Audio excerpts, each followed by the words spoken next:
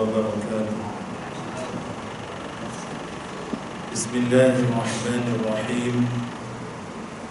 الحمد لله رب العالمين، والصلاة والسلام على أشرف الأنبياء والمرسلين سيدنا ومولانا محمد طه الأمين وعلى آله وصحبه الطيبين الطاهرين. اللهم علمنا ما جهلنا وذكرنا ما نسينا وانفعنا بما علمتنا وزدنا علما يا أكرم الأكرمين. اللهم لا سهل إلا ما جعلته سهلا وأنت يا حي يا قيوم تجعل الحزن إذا شئت سهلا. نسأل الله أن يكرمنا ويرزقنا نية الإخلاص في القول والعمل. أذكركم وأذكر نفسي بإخلاص النية لله تعالى. Muslimin dan muslimat dirahmati Allah, terlebih dahulu marilah sama-sama kita mengikhlaskan niat di hati kita semata-mata kerana Allah Subhanahu wa taala. Amma ba'du, insya-Allah kita masuk kepada masalah sifatul kalam kalau tak silap. Sebelum ni kita dah jelaskan tentang hukum suara wanita bukan aurat. Betul ya? Betul. Maka hari ini insya-Allah kita membicarakan sifat kalam dan ianya ada juga terkait dengan masalah al-Isra' wal Mi'raj. Kebetulan kita masih lagi pada bulan Rajab, di penghujung penghujung bulan Rajab, dan kita nak masuk bulan Syaban dan seterusnya bulan Ramadan al-Mubarak. Dan saya minta izin lepas pada Isyak sekejap lagi untuk saya pimpin majlis tahlil ringkas untuk adik saya yang baru meninggal Isnin yang lalu, Selasa lah, kalau ikutkan Selasa lah, ikut tarikh Hijriyah kan, pada Selasa yang lalu. Mudah-mudahan Allah Ta'ala mengampuni beliau. Baik, maka pada soalan yang ke-28 hari ini insya-Allah kita membicarakan tentang sifat kalam. Kemudian kita akan bahaskan juga sedikit tentang al-Isra' wal Mi'raj insya-Allah. Kata pengarang rahimahullah, as-su'alu takallam an sifatil kalami lillahi ta'ala. Baik, soalannya bincangkan tentang sifat kalam Allah. Sifat kalam Allah Ta'ala ni adalah di antara sifat-sifat Allah yang wajib kita imani. Barang siapa yang mengingkari bahawasanya Allah Ta'ala bersifat dengan kalam, maka sesungguhnya dia telah terkeluar daripada Islam. Allah Ta'ala berfirman dalam Al-Quran, wa kallama Allahu Musa taklima. Dan benar-benarlah mafhumnya, dan benar-benarlah Allah Ta'ala memperdengarkan kalamnya kepada Nabi Musa alaihissalam, yang mana pada ketika itu Allah Ta'ala memerintahkan Nabi Musa alaihissalam untuk pergi ke bukit Tur Sina dalam bahasa Arab panggil Tur Sina, orang Melayu panggil Tur Sina. Maka diperdengarkan kalam Allah dan Nabi Musa alaihissalam faham daripada kalam Allah Ta'ala itu akan wahyu-wahyunya, akan perintah-perintahnya dan larangan-larangannya daripada kalam Allah Subhanahu wa ta'ala. Dan sifat kalam ini adalah di antara sifat Allah yang menjadi polemik ataupun perbahasan yang panjang dalam sejarah Islam, sehingga dinamakan ilmu tauhid ini dengan ilmu kalam, kerana kathratul kalami fi sifatil kalam, kerana banyaknya perdebatan, perbincangan yang berlaku tentang sifat kalam Allah Subhanahu wa ta'ala. Bahkan ramai ulama ahli sunnah wal jamaah dipenjara dan disiksa, bahkan ada yang meninggal dalam penjara pada zaman tersebut kerana masalah sifat kalam. Antaranya anak murid pada Imam Syafi'i, Imam Al-Buwaiti. Kita ni mazhab Syafi'i. Jadi kita kena kenal juga imam kita. Anak murid Imam Syafi'i antaranya ialah Imam Al-Buwaiti, antaranya Imam Al-Muzani. Banyaknya sampai ilmu Imam Syafi'i pada kita ni daripada beberapa orang anak murid Imam Syafi'i, antaranya Imam Al-Muzani dan Imam Al-Buwaiti. Imam Al-Buwaiti ni dia salah seorang daripada anak murid Imam Syafi'i dan ulama ahli sunnah wal jamaah yang mempertahankan bahawasanya kalam Allah bukan huruf, bukan suara, bukan bahasa, bukan seperti makhluk ni. Lalu Imam Buwaiti ditangkap oleh khalifah yang pada ketika itu terpedaya dengan ajaran Mu'tazilah. Dia ada perbincangan yang panjang tentang sifat kalam ni. Golongan Mu'tazilah, mereka meyakini bahawasanya Allah Ta'ala tidak bersifat dengan kalam. Kerana Mu'tazilah ni dia mazhab mereka hanya logik semata-mata. Walaupun ayat Al-Quran jelas, wa kallamallahu Musa taklima, jelas ayat yang sharih, lagi ayat yang muhkam. Ayat muhkam ni maknanya ayat yang jelas, tidak boleh ditakwilkan lagi. Nak takwil apa lagi, memang benar-benar Allah Ta'ala tambah lagi dalam ayat ni masdar taklima, supaya kita faham bahawasanya ini untuk takkid, penegasan bahawasanya memang benar Nabi Musa AS diangkat hijab oleh Allah, lalu dia dengar, baginda AS dengar kalam Allah yang bukan huruf, yang bukan suara, yang bukan bahasa. Ini ijma' para ulama. Jangan dibayangkan, jangan digambarkan sifat kalam Allah Subhanahu Wa Taala hanya untuk diimani. Tapi kita beriman sebagaimana Imam Abu Hanifah sebut dalam kitabnya, bahawasanya kalam Allah bukan huruf, bukan suara, bukan bahasa, tiada mula, tiada henti, tiada akhir, tiada putus-putus. Kerana kalam Allah bukan seperti kita. Kita ada bahasa, ada huruf, ada anggota. Tak ada lidah, tak boleh bercakap pada kita. Ada lidah, tak ada lidah, tak boleh bercakap. Tak ada bibir kita kalau cedera, sumbing ke apa, terus tak boleh bercakap. Tak ada langit, tak boleh bercakap. Langit tinggi sikit, langit rendah sikit, terus dia punya percakapan jadi tak betul, kan? Peti suara pecah, hilang suara, habis. Itu kalam makhluk. Adalah huruf, suara dan bahasa makhluk. Adapun Allah Ta'ala berfirman, laisa kamitslihi syai', dia tidak menyerupai sesuatu. Maka ulama kita kata kalam Allah laisa biharfin wala sautin wala lughatin, bukan huruf, bukan suara, dan bukan bahasa. Buka mana-mana kitab ulama yang Melayu sekali pun, kitab ulama pondok kita, ulama ahli sunnah wal jamaah, kitab jauh kita, itulah perbahasannya. Jadi golongan Mu'tazilah dia kata apa? Dia takwil. Dia kata Allah Ta'ala tidak bersifat kalam, tapi Allah Ta'ala ciptakan kalamnya. Ni di sini masalahnya. Dia kata Allah ciptakan kalamnya, yang ia bukan sifat Allah, tapi Allah ciptakan kalamnya pada satu pohon. Lalu pohon itulah yang berbicara dengan Musa AS. Mereka menafikan sifat kalam bagi Allah Subhanahu Wa Ta'ala. Ini adalah golongan Mu'tazilah. Maka ulama tolak, kerana Mu'tazilah dia kata apa? Kalam Allah Al-Quran makhluk, dia kata. Mu'tazilah kata Al-Quran makhluk.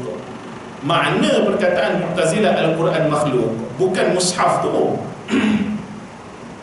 Bukan mushaf Al-Quran tu yang kita baca Bismillahirrahmanirrahim, Alhamdulillahi Rabbil Alamin, bukan tu. Yang tu mushaf. Maksud Mu'tazilah Al-Quran makhluk adalah sifat kalam Allah. Di sini yang kena bagi fokus betul-betul. Okey. Dalam ilmu akidah, kalimah kalam Allah atau kalimah Al-Quran, dia ada dua makna. Sebab tu kalau kita mengaji, ada satu kitab Salafus Salih, kitab Imam Salaf, Al-Imam Abu Ja'far At-Tahawi. Kalau kita baca tak mengaji, tak jumpa hujung pangkal dia tentang sifat kalam ni. Sebab kadang-kadang dia cerita tentang sifat, kadang-kadang dia cerita tentang mushaf. Tapi dia dalam perenggan yang sama. Jadi kalau kita tak ambil talaqi, kita tak boleh nak beza mana satu perbincangan tentang mushaf, mana satu perbincangan tentang sifat. Jadi kita bila sebut kalamullah ataupun Al-Quran dalam ilmu akidah, dalam ilmu tauhid, dia ada dua makna, dia ada dua itlaq. Yang pertama, bila sebut kalamullah, dia refer pada sifat kalam Allah. Ataupun bila kita sebut Quran, Al-Quran, dia refer pada sifat kalam Allah. Sebab tu ulama mengharamkan sebutan ataupun perkataan Al-Quran makhluk, haram sebut. Sebab apa? Sebab dia boleh faham bahawasanya kita tuju pada sifat Allah. Sedangkan kita beriman bahawasanya sifat Allah bukan makhluk. Kalau sifat Allah makhluk, maknanya Allah juga makhluk. Maha suci Allah. Yang kedua, kalam Allah, perkataan kalam Allah ataupun Al-Quran, dia refer kepada mushaf. Lembaran-lembaran wahyu yang diturunkan, lafzun munazzal, lafaz yang diturunkan dalam bahasa Arab, diturunkan oleh Jibril, yang diambil daripada Lauhil Mahfuz pada malam nuzulul Quran, diturunkan ke Baitul Izzah di langit yang pertama, dan kemudiannya diturun kepada Nabi Muhammad SAW secara berperingkat-peringkat selama 23 tahun, terbahagi kepada ayat yang Makkiyah dan juga ayat yang Madaniyah. Secara umumnya membacanya dikira sebagai suatu ibadah. Baca Al-Quran dikira sebagai suatu ibadah. Maka Al-Quran yang kita faham tu, yang kita faham mushaf tu, yang tu ulama kata dalam pengajian seperti ini kita kena jelaskan bahawasanya lafaz itu makhluk. Lafaz itu makhluk. Bahasa Arab itu makhluk. Bahasa makhluk. Kita tak boleh kata bahasa Arab tu bahasa Allah. Salah tu. Bahasa Arab adalah bahasa Arab, nama pun bahasa Arab. Jadi bahasa Arab adalah bahasa Arab. Kita tak boleh kata bahasa Allah, bahasa Tuhan. Allah Ta'ala tidak terkait dengan bahasa. Bahasa Arab ialah bahasa yang dituturkan oleh ahli syurga kelak. Bukan ianya bahasa Allah Subhanahu wa Ta'ala. Apa makna kalamullah yang mushaf ini? Kita panggil juga kalamullah. Kita sekarang beriman bahawasanya kalam Allah bukan makhluk. Tetapi Al-Quran yang mushaf itu, of course dia adalah wahyu yang Allah Ta'ala berikan kepada Nabi kita Muhammad sallallahu alaihi wasallam, dan ia bukan ciptaan daripada Nabi Muhammad, bukan rekaan Nabi sallallahu alaihi wasallam. Ia adalah wahyu yang Allah Ta'ala turunkan melalui Jibril menggunakan bahasa Arab, yang diambil daripada Baitul Izzah, yang diambil daripada Lauhul Mahfuz ke Baitul Izzah, kemudian kepada Nabi selama di Nabi sallallahu alaihi wasallam di Makkah 13 tahun dan di Madinah selama 10 tahun. Itulah Al-Quran mushaf. Tapi yang Al-Quran mushaf ni dia bukan sifat Allah. Tak boleh kita kata Al-Quran itu sifat Allah, kita pegang bawa dalam beg. Takkan kita pegang bawa dalam beg kita bawa sifat Allah pula. Itu bukan sifat Allah, itu wahyu. Sama seperti Injil, sama seperti Zabur, sama seperti Taurat, sama seperti Suhuf. Semua ni itu adalah kalam Allah. Semua itu adalah kalam Allah. Apa makna bila kita sebut kalam Allah? Bukan makna ia sifat Allah, tetapi ia ibarat bagi sifat Allah yang kalam, sifat kalam Allah. Macam mana kita nak faham ibarat? Gini, mudah je. Yang mudah je. Sekarang saya tulis di papan putih ataupun papan hitam dekat depan. Andaikan ada satu papan, saya pun ambil marker, saya pun tulis alif, lam, ha. Nah, saya tulis alif, lam, ha. Ni ada tak sini? Ada. Tu. Alif, lam, ha. Saya tanya kepada jemaah semua dalam ni, apa tu? Saya tanya, apa ni alif, lam, ha ni apa? Allah. Kita sembah tu ke? Kita sembah huruf alif, lam, ha? Bukan. Anak. Tapi kalau kita tanya, itu apa? Allah. Kalau kita tanya Al-Quran ni apa? Kalam Allah. Tapi bukan makna dia adalah sifat Allah. Sama juga yang tu kalau kita tanya Allah, bukan makna itu adalah zat Allah Subhanahu Wa Taala kita sembah. Bila kita angkat takbir Allahu Akbar, kita solat, bukan kita sembah tu. Kita tak sembah frame tu. Kita tak sembah kalimah tu, alif lam lam ha. Alif lam lam ha tu hanya ibarat saja. Nah, ibarat saja. Kalau kita tulis API, apa benda? Api tak terbakar pun. Mula orang kata ustaz buat lawak tak cantik. Ya. Sebab api tulisan API itu hanya ibarat saja. Bukan ia api yang sebenar, bukan ia yang hakikat. Jadi bila kita sebut Al-Quran itu kalam Allah, ia adalah ibarat bagi kalam Allah yang zati. Dan kita beriman bahawasanya ia wahyu daripada Allah Subhanahu Wa Taala, bukan rekaan makhluk. Tidak ada satu pun huruf daripada Al-Quran, ayat daripada Al-Quran yang ia merupakan rekaan Muhammad sallallahu alaihi wasallam. Tak, ia daripada wahyu daripada Allah Subhanahu Wa Taala. Jadi kena jelaskan di antara dua ni supaya kita faham.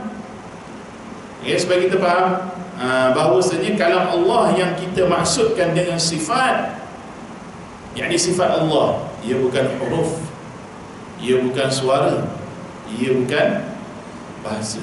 Allah Ta'ala sentiasa bersifat dengan kalamnya, maha berkata-kata. Kalau dalam kitab nama kita, maha berkata-kata yang tiada mula, yang tiada henti, yang tiada huruf, yang tiada suara, yang tiada bahasa, tidak putus-putus. Sentiasalah Allah Ta'ala itu bersifat dengan kalam.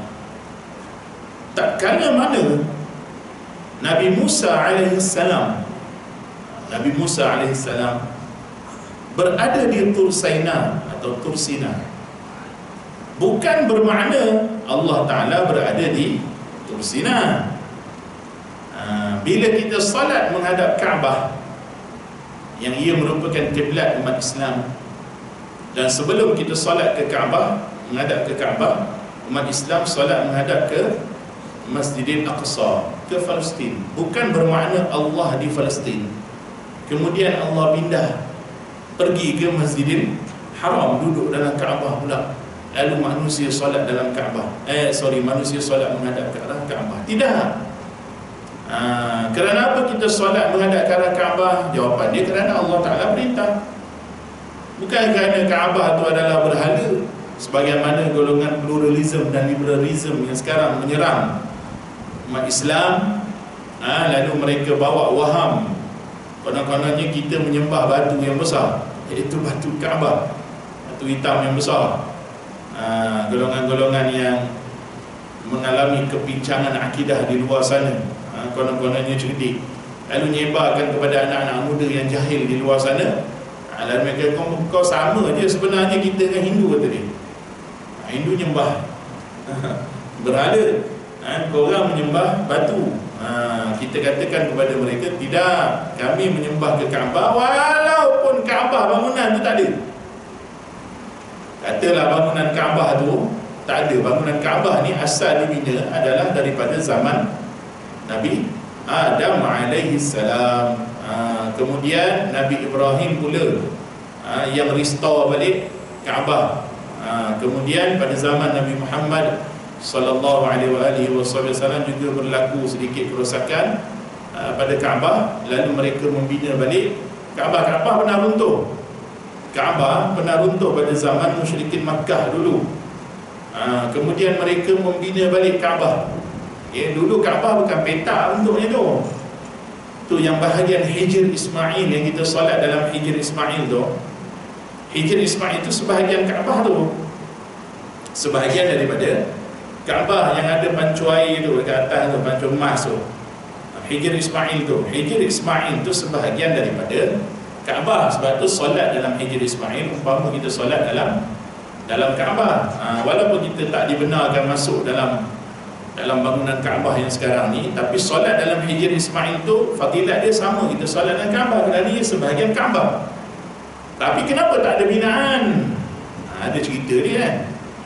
Cerita dia pada zaman Kaabah runtuh ketika itu, dibina buat kali yang ketiga dalam sejarah.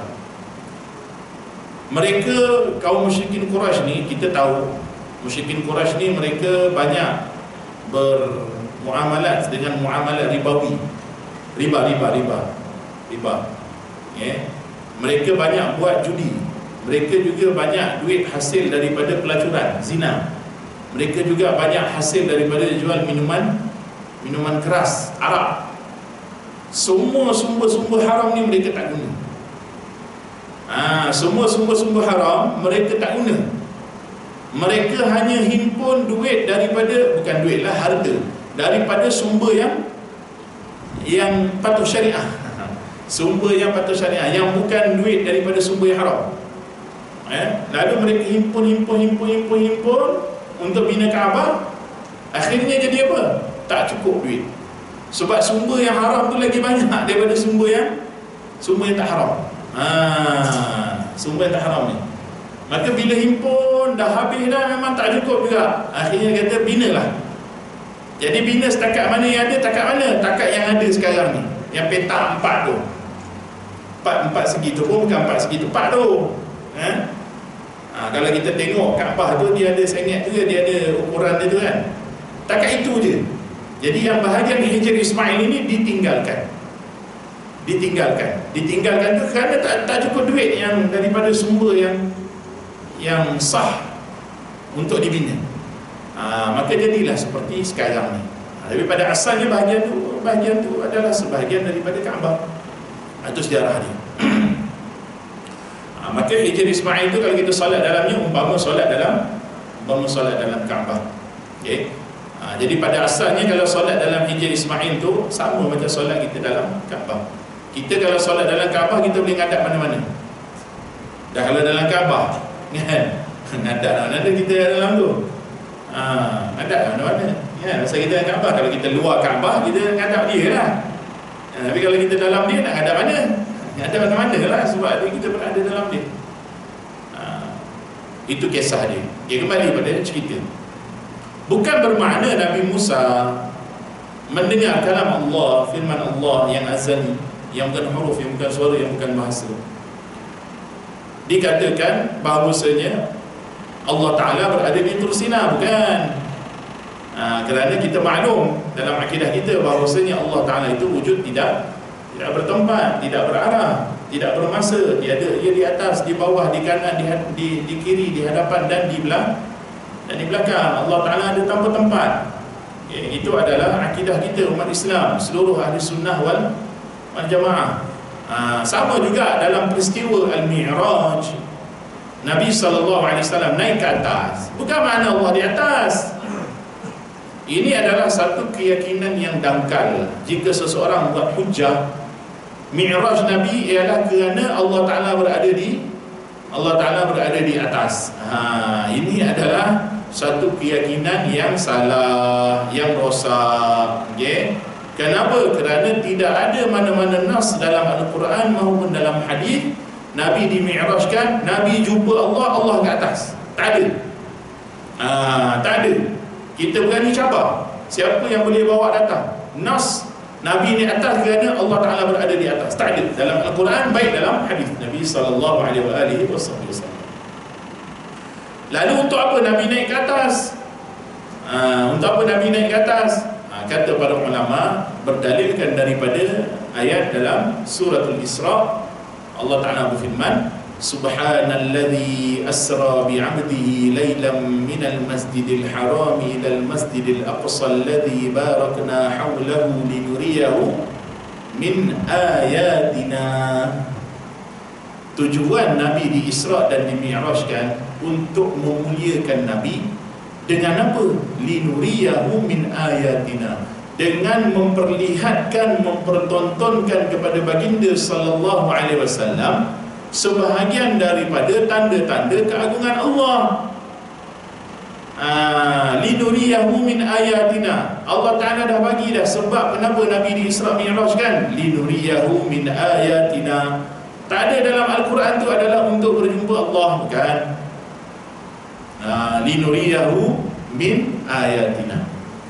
Sebab tu sekarang poster-poster daripada Majlis Agama Islam pun, daripada Jabatan Fatwa pun, mereka dah ubah supaya tak faham pada orang Allah di atas. Kalau dulu ada sebahagian poster dia tulis jumpa Allah. walaupun daripada sudut kefahaman, jika disyarahkan dengan betul, bukan bermakna Nabi SAW naik di atas, Allah Ta'ala berada di atas. Okay, Nabi naik ke atas kerana apa? Kerana itu perintah Allah supaya Nabi berada di atas. Nabi perintah, Allah Ta'ala perintah Nabi Musa AS pergi ke Bukit Tur Sina. Kenapa tak pergi tempat lain? Kenapa pergi Tur Sina? Persoalan dia, kenapa Tur Sina? Kalau orang tanya berita, kenapa Nabi Musa pergi Tur Sina? Bukan kerana Allah berada di Tur Sina. Habis itu dah kenapa? Dah Allah perintah. Jawapan yang simple, tetapi sukar untuk seseorang memikirkan tentang jawapannya. Orang beriman ni sebenarnya, jawapan dia semua kerana Allah Subhanahu Wa Taala. Sudah je.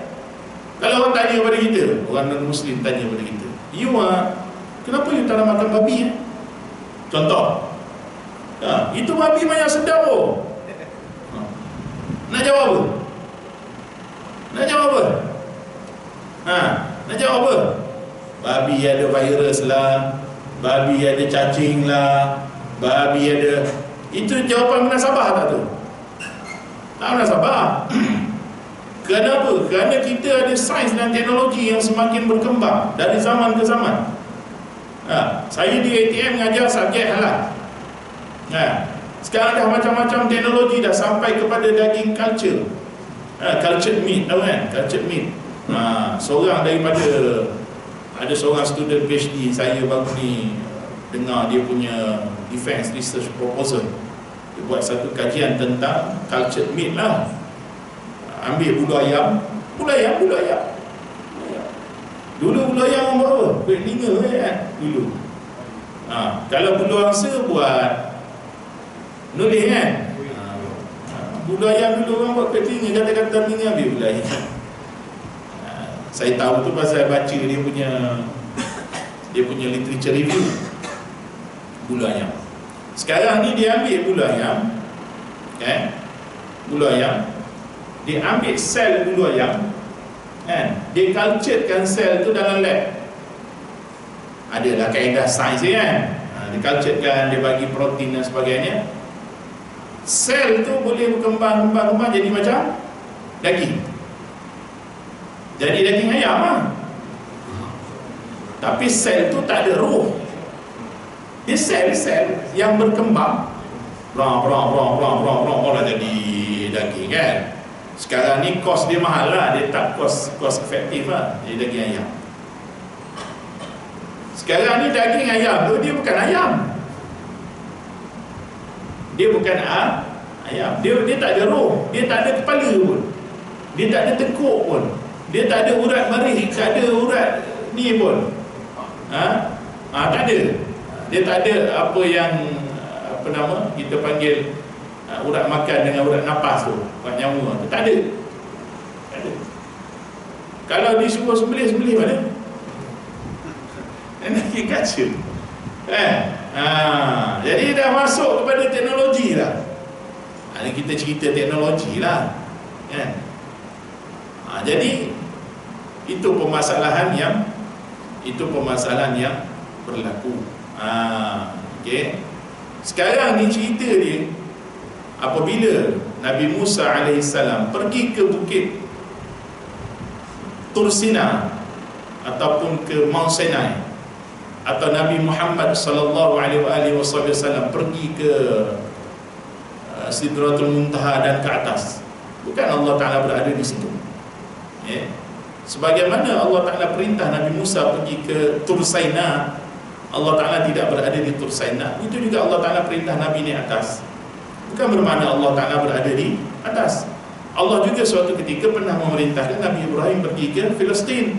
Nabi Ibrahim berkata, sebagaimana yang dinukilkan Allah dalam Al-Quran, inni zahibun ila rabbi sayahdin. Aku menuju ke arah Tuhanku. Rabbi ila rabbi, bukan ke arah Tuhanku tu dengan makna Allah berada di Palestin. Sama macam orang Melayu kata, siap-siap pakai baju Melayu, pakai samping cantik-cantik. Bini tanyalah, tak pernah abang pakai samping baju Melayu kan? Nak ke mana bang? Aku nak menghadap Allah lah. Baik, pelik semacam pakai samping semua kan. Salah ke kata dia. Itu bibit-bibit pergaduhan bermula dah tu. Tapi tak salah pun bagi sampai kan, datang semayang kan. Apa salah kan? Nak pergi mana? Menghadap Allah. Apa makna menghadap Allah? Semayang. Ini masjid lah. Bukan makna Allah Ta'ala berada di masjid. Faham kita orang Melayu pun dah ada kefahaman tu dah.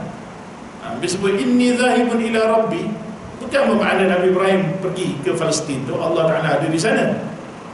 Bila Nabi kisahkan bila Nabi kisahkan peristiwa dalam hadis yang diriwayatkan oleh Anas bin Malik radhiyallahu ta'ala anhu dan selainnya, bila Nabi kisahkan peristiwa baginda menerima wahyu perintah menunaikan salat, kan?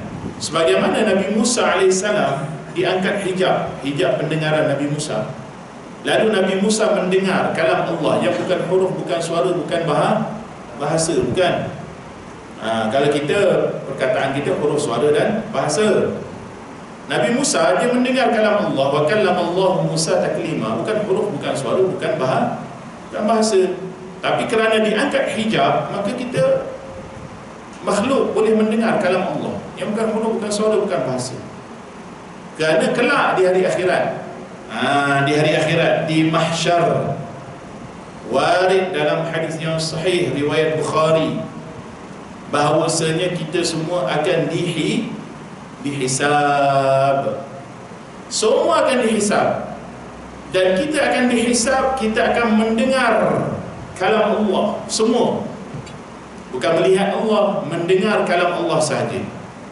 Kita akan mendengar kalam Allah yang bukan huruf, yang bukan suara, yang bukan bahasa. Dan kata Nabi SAW, laisa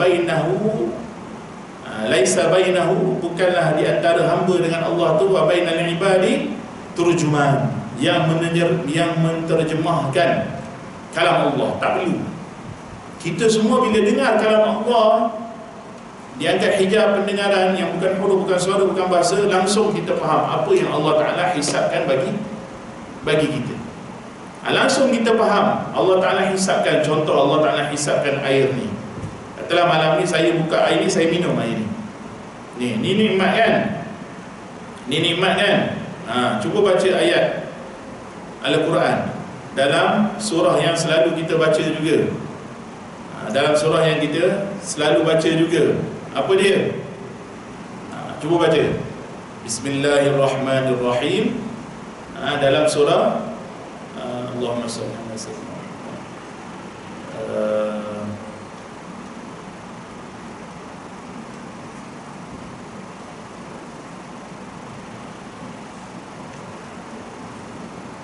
surah apa tu? Surah selalu tak baca. Malam ni bila kita nak suruh, dia lupa pula.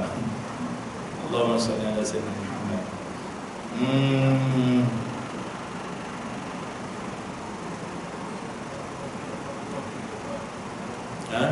Yang wa may ya'mal, bukan ayat tu, bukan surah tu. Bukan. Dalam surah ni je, dalam surah apa nama? Surah Lazim je. Subhanallahil azim. Kan. Jap, dia nak ingat balik. At-takatsur. Alhaakumut takatsur. Okey. Alhaakumut takatsur hatta zurtumul maqabir. Kalla sawfa ta'lamun, thumma kalla sawfa ta'lamun. Kalla law ta'lamuna 'ilmal yaqin latarawunna al-jahim thumma latarawunnaha 'ainal yaqin thumma latus'alunna yawma idzin 'anil na'im. Kalian akan ditanya oleh Allah tentang na'im. Nikmat dah ni air nikmat tak? Nikmat. Kalau cakap dahaga kan, dahaga kita pun buka air minum. Nikmat. Akan ditanya oleh Allah tak? Tanya. Allah Ta'ala akan tanya. Jangan kita ingat semua nikmat kita takkan ditanya. Semua nikmat kita. Tsumma latus'alunna yawma idzin 'anil na'im. Nikmat tangan, nikmat mata, nikmat telinga, nikmat lidah. Semua nikmat. Semua. RM1, RM10, RM5, semua akan ditanya. Nikmat Allah. Dan saat kita ditanya itu, Saat kita ditanya itu, kita ditanya oleh Allah Subhanahu Wa Taala. Allah Ta'ala bertanya kepada kita dengan kalamnya yang azali. Yang azali, kita semakin hisab. Lalu kita dengar kalam Allah yang bukan huruf, yang bukan suara, yang bukan bahasa, dan kita faham langsung. Allah Ta'ala tanya tentang air ni, Allah Ta'ala tanya tentang duit 100 kita dapat semalam, Allah Ta'ala tanya tentang duit yang kita jumpa tepi pokok semalam, Allah Ta'ala tanya tentang duit yang kita spend semalam, buat bayar itu, buat bayar ini. Yang kita bayar, main bayar aja kan. Nikmat Allah bagi 500, kita bayar untuk benda halal ke benda haram? Dia bayar untuk benda haram, subhanallahil azim. Kalau kita bayar untuk benda halal, alhamdulillah. Belanja ayah makan, belanja mak makan, belanja adik-adik makan, okey. Tapi kalau belanja awek makan, awek pasal dalam niat one day aku nak zina dengan dia, jadi kena ayam dulu, haram, akan dipersoalkan. Akan dipersoalkan. Okay. Yang persoalkan kita siapa? Allah Subhanahu Wa Taala. Allah Ta'ala akan memperdengarkan kalamnya yang azali kepada kita. Jangan dibayangkan bagaimana, kerana bagaimana tu kita dah sebut dah sebelum ni tentang kalam para ulama, okay, seperti Syekh Nawawi Al-Bantani dalam kitabnya syarah kepada Safinatun Najah, kitab Kashifatus Saja. Imam Nawawi, Syekh Nawawi Al-Bantani kata apa? Syekh Nawawi kata apa? Man taraka arba'a kalimatin kamula iman. Man taraka arba'a kalimat kamula iman. Siapa yang tinggalkan 4 persoalan, sempurna iman dia. Aina wa kaifa wa mata wa kam. Di mana Allah? Mana boleh tanya di mana Allah? Kerana Allah yang menciptakan tempat, dia ada tanpa tempat. Wa mata, bila wujudnya Allah? Mana boleh tanya bila wujud Allah, dia sedia ada. Kita bolehlah, kita ada permulaan, kita ada pengakhiran. Suatu ketika kita diwujudkan dalam dunia ni, tarikh lahir kita. Suatu ketika kita akan pergi, semua orang akan mati. Semua orang akan mati. Allah Ta'ala dia wujud tanpa mula dan tanpa akhir, kerana dia Tuhan, dia bukan pencipta, dia bukan ciptaan, dia pencipta. Kata Allah Subhanahu Wa Ta'ala. Wa mata, tak boleh tanya bagi Allah. Wa kaifa, dan bagaimana? Mana bertanya bagaimana Allah? Allah bukan jisim macam kita, bertempat, ada rupa, ada warna, ada segi, ada saiz, ada ukuran. Yang ada rupa, ada saiz, ada ukuran, ada warna, itu berhala rumah dia. Kalau orang dia bayangkan Allah, dia tak, dia bayangkan besar, handsome, rambut belah tengah, putih, mata biru, mata hijau, kan, cantik, contoh kan, tinggi saiznya, senyum lagi. Kemudian dia yakin bahawasanya yang dia bayangkan tu Allah. Adakah disembah? Adakah disembah Allah? Adakah dia menyembah Allah? Dia menyembah berhala. Dia menyembah berhala. Berhala yang dia bayangkan dalam fikiran dia. Dia bukan menyembah Allah. Maka hati-hati soalan kaifa. Kita tak bertanya kaifa bagi Allah. Kalau tanya kaifa haluka tak apa. Apa khabar kamu? Ya. Kita tak bertanya kaifa bagi Allah. Wa kam, dan kita tak tanya bilangan. Itu yang kalau kita ngaji tauhid dalam sikit kan. Saya yakin you all pun belajar dengan ustaz-ustaz sini kan. Ustaz-ustaz yang datang sini, kita tauhid. Kam munfasil, kam muttasil, kan? Menafikan kam munfasil bagi Allah, menafikan kam muttasil bagi Allah. Kerana Allah bukan jisim seperti kita. Ada saiz, ada ukuran, ada gambaran, ada rupa, ada warna. Maksudnya Allah, Allah Ta'ala itu zat yang wujud, yang kita meyakini bahawasanya Allah Ta'ala itu wujud, dan wujud dia tak serupa makhluk. Dah selesai masalah. Nabi kata apa? La fikrata firrab, tidak ada imajinasi pada Tuhan. Kita beriman Allah Ta'ala bersifat dengan kalam. Kalamnya bukan huruf, bukan suara, bukan bahasa. Jangan gambar. Dah cukup kita beriman. Takat tu je iman kita. Takat tu je iman kita. Imam Syafi'i kata apa? Takat tu je iman kita. Siapa yang mengiktiraf kelemahan dia dalam mengetahui hakikat Tuhan, itulah keimanan dia yang sempurna. Dah juga. Kalau dia nak tahu lebih lagi, itu yang jadi tin, pergi kata kan? Makan nasi basi tepi jalan, orang panggil ising-ising. Gini isim lah. Jangan bayangkan Allah, cukup dah kata dah. Kita iman, itu makna tasdik. Maka kita baca, baru nak baca. Yang kita syarahkan tadi kita baca untuk sampaikan talaqinya. Sama aja apa yang saya syarahkan tadi. Kata ulama, Allah yatakallamu la ka kalamina, kalamuhu laisa harfan wala sautan wala lughatan.